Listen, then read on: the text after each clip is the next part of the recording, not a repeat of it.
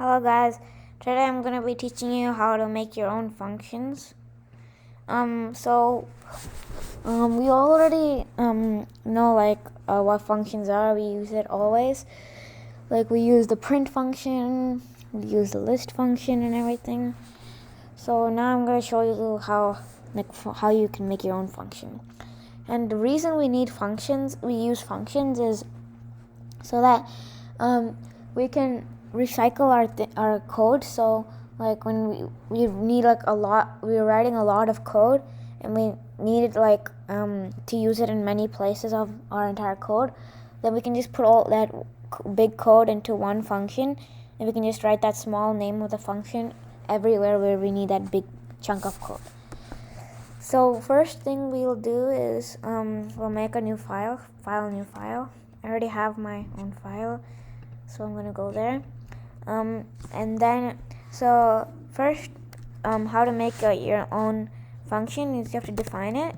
So you say def, then you put the name of your function.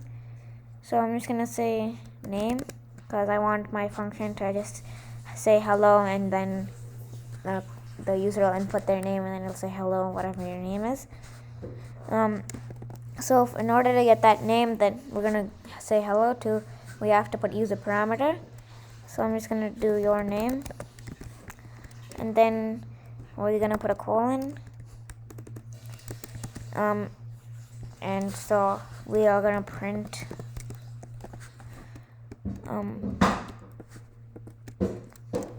hello space person s, then percent your name. So it'll just replace person s with whatever you input in the function.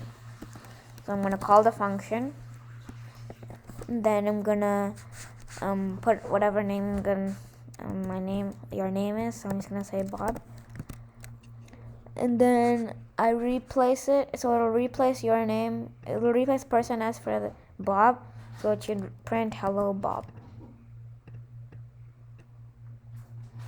which it does.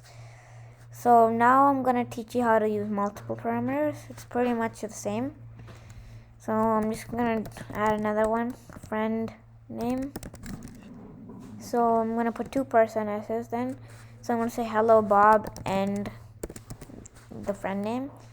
So I'm gonna put a parenthesis here and here, and then your name, comma, friend name. Let's copy it. So now it should print hello Bob, and I'm gonna put another name, hello Bob and Jeff, I guess. So if it runs, it should print hello Bob and Jeff, which it does. So now I'm gonna teach you how to make a function that can add stuff and use different operators. Okay, so let me delete all of this. I'm going to define a new function called calculator. And then I'm going to put the parameters of first number, second number. Then I'm going to put a colon. And then I'm going to type return, because I might not want to print it in the shell.